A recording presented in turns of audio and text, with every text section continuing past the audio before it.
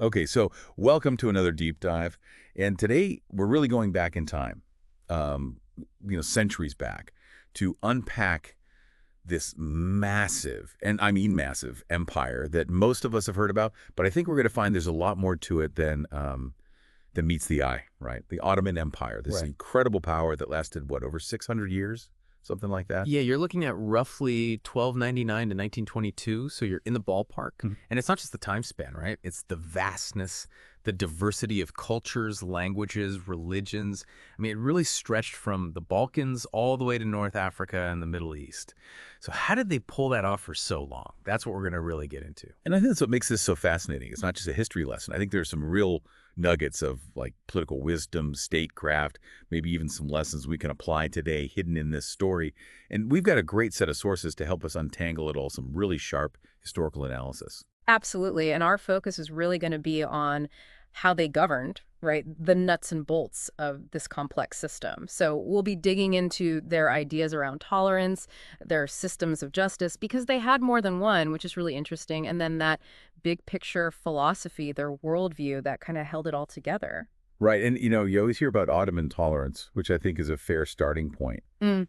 But maybe a more accurate way to think about it is like, how did they manage such an incredibly diverse population? I mean, this wasn't just a melting pot. It was a mosaic of different groups living side by side. Exactly.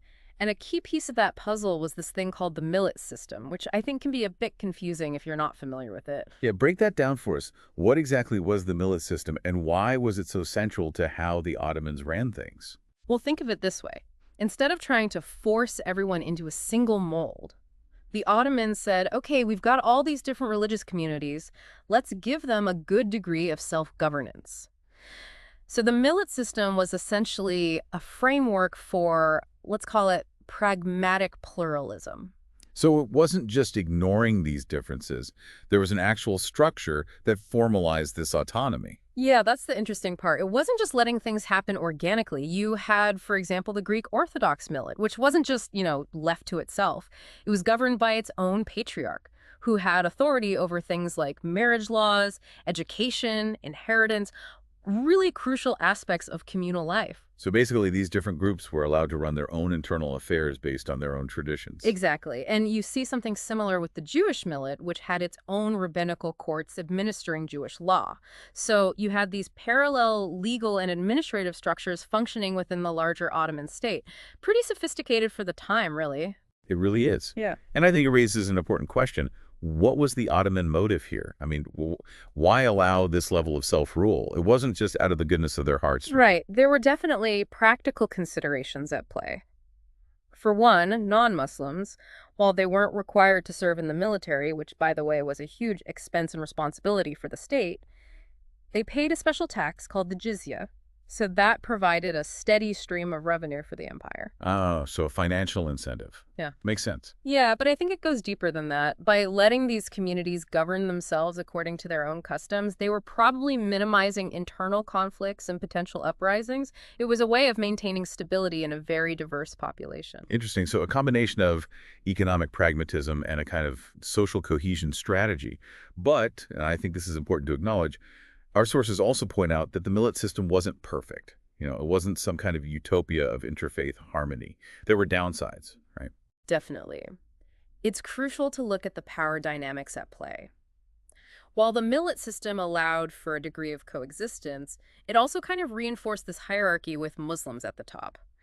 And there were definitely incentives for conversion to Islam. If you converted, you could be exempt from certain taxes and you'd have more opportunities to advance in Ottoman society. Right. So even though it wasn't forced conversion, there was still this kind of pressure towards assimilation. Exactly. It wasn't a completely level playing field. But despite those limitations, you do see some pretty striking examples of successful coexistence. I mean, look at the Sephardic Jews. Right. That's a really powerful story. The Ottomans actually welcomed the Sephardic Jews after they were expelled from Spain in 1492. Yeah, and they didn't just welcome them, they actively encouraged them to settle in Ottoman cities like Salonika and Istanbul. And these communities thrived. They became major contributors to the empire's economic and cultural life. It shows a willingness to embrace difference, at least when it was seen as beneficial. And then you've got someone like Suleiman the Magnificent, this larger-than-life figure who's often seen as the peak of Ottoman power. What's interesting is, our sources say he wasn't just focused on expanding Islamic institutions. He was also a patron of interfaith dialogue. Yeah, Suleiman's reign is fascinating because it embodies this kind of balancing act. On the one hand, you have the expansion of mosques, the flourishing of Islamic scholarship, and then on the other hand, you have him engaging in these diplomatic and intellectual exchanges with people from other faiths. It makes you wonder, was it that confidence, that strength at the height of their power that allowed them to be more open in some ways? It's a good question. I mean, it's hard to say for sure, but it definitely makes you think about the relationship between power and openness, right? Okay, so we've got a good sense of how they manage diversity. But now let's shift gears a bit and talk about justice. And this is where it gets even more intriguing because the Ottomans had this dual legal system with Sharia and Qanun. Can you unpack that for us? How did these two systems work in practice? So it's important to remember that Sharia is Islamic law. It's derived from the Quran and the Prophet Muhammad's teachings, and it primarily governed things like family law, contracts, inheritance, that kind of thing. And these matters were handled in Sharia courts overseen by judges called qadis. Okay, so those are the personal and maybe we could say moral aspects of life. Right. And what's interesting is that these Sharia courts often focused on restitution and reconciliation rather than just harsh punishment. The application of those fixed penalties you hear about, the hudud punishments, they were actually fairly rare. It wasn't always about retribution. So in those specific areas of law, the emphasis was on making things right, on restoring balance rather than just punishing. Yeah, that seems to have been the general approach. But then you have Qanun, which were basically secular laws issued by the sultans. And these laws covered a much wider range of issues like administration, criminal law that fell outside of the scope of Sharia, and of course, taxation. So it's almost like Sharia for the personal and spiritual side of life and Qanun for the more practical day-to-day running of a massive empire. Yeah, that's a good way to think about it.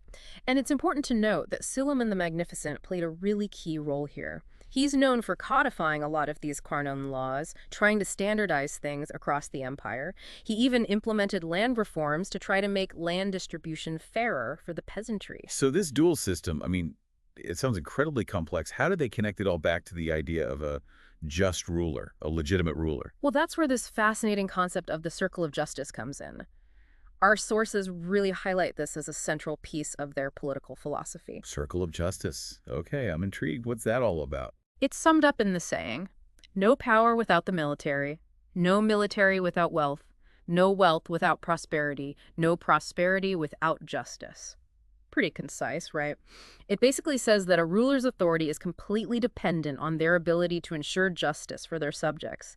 Justice leads to prosperity, prosperity funds the military provides power, and so on. It's this interconnected cycle. That's actually a very compelling idea. Justice as the foundation for everything else. But I'm guessing, as with most things, the reality probably didn't always live up to the ideal. Oh, for sure. I mean, this was a philosophical ideal and aspiration. But we know from our sources that the Ottomans, like any large, long-lasting empire, struggled with corruption.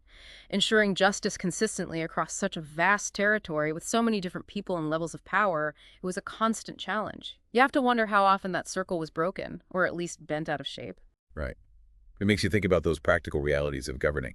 And speaking of practical realities, we also read about specific legal institutions like the Divan and the Siyasat courts. What were those all about? Yeah, so the Divan was basically the imperial council, a high-level advisory body. And what's interesting is that the Sultan himself would occasionally attend sessions. It was a symbolic way of showing that he was accessible, that he was listening to the concerns of his people, even if it was indirectly. So a way of maintaining that connection between ruler and ruled, even in a massive empire. Exactly. But then you have the Siyasat courts, which dealt specifically with matters of state security. And these courts, they often operated under different rules than the Sharia courts. They were known for swift, sometimes harsh punishments for people seen as threats to the empire, rebels, corrupt officials, that kind of thing. So a kind of expedited and maybe less merciful system for those seen as a direct threat to the state. Right. It was about protecting the stability of the empire, even if it meant bending the rules a bit. Makes sense from a ruler's perspective. Now let's zoom out even further and talk about their overall philosophy of governance. We read about this unique blend of Islamic, Persian, and Byzantine influences. Can you talk about how those different traditions shaped the way the Ottomans ran things? Yeah, I mean, what's so impressive is how they took elements from these different well-established traditions and created something distinct. Obviously, Islam was the foundation, right? It provided the ethical and legal framework. But they also borrowed heavily from the Byzantines, who they'd conquered that sophisticated bureaucracy, those administrative structures, and they also drew on the rich cultural and administrative heritage of Persia. It was like a process of selective adaptation. And at the very top of this whole system was the Sultan, this figure who held both political and spiritual authority. Absolutely. That dual role as both Padishah, the political ruler, and later as Caliph, the spiritual leader of the Sunni Muslim world, it was absolutely central to their idea of governance. It embodied this unity of state and religion, and their duty was to uphold adalat, that concept of justice, and nizam alam, which basically means the order of the world or the well-being of the world. Pretty heavy stuff, right? Yeah, no pressure there. And to manage this huge empire, they needed a really effective bureaucracy, right? Oh, for sure. They had this famously efficient centralized bureaucracy led by the Grand Vizier, and they were obsessed with record keeping. They had these scribes called katibs who meticulously documented everything from taxes to land surveys using a special script called siakat. It was all about accountability, or at least that was the goal. Right, trying to maintain control over such a vast territory. And then there's that other unique aspect of their governance that we touched on earlier, the Devshirme system. Can you remind us how that worked? Yeah, so the Devshirme was basically the system where they'd recruit young Christian boys from the provinces, convert them to Islam, and give them intense training for service in either the military, specifically the Janissaries, or the civil administration. And the Janissaries, they were like the elite troops, right? Exactly. Fiercely loyal, highly disciplined. But the whole system, it was obviously coercive. I mean, they were taking children from their families. But it also created this kind of meritocratic elite. These boys, they owed their advancement to the Sultan, not to some entrenched noble family. It was a way of integrating talent from different parts of the empire into the very heart of the state. Really interesting, but definitely morally complex. Now, our sources also mention some key intellectual influences on Ottoman governance, like Ibn Khaldun's theory of history. Can you talk a bit about that? Yeah, so Ibn Khaldun, he was this brilliant Arab scholar from the 14th century, and he had this theory about the cyclical nature of empires. He believed that empires rise and fall in these predictable patterns. And the Ottomans, they were aware of this theory. They knew that empires weren't eternal, and this awareness probably played a role in their attempts to reform, to adapt. Like they were trying to learn from history, avoid those pitfalls that brought down other empires. Exactly. I mean, look at the Tanzimat reforms in the 19th century. That was a major effort to modernize, to try to catch up with Europe, address some of the weaknesses that were becoming apparent. They were consciously trying to break the cycle or at least delay the inevitable. But those reforms, they ultimately weren't enough. Right? No, unfortunately not. They faced resistance from within, from conservative elements who saw them as a threat to tradition, and they also just couldn't keep pace with the rapid changes happening in Europe. Okay, so we've covered a lot of ground here. As we look back at this incredibly long and complex story, what are the main takeaways? What can we learn from the Ottoman experiment in governance, so to speak? I think the most striking thing is that they demonstrated for a considerable period of time that a vast, diverse empire could not just exist, but actually thrive.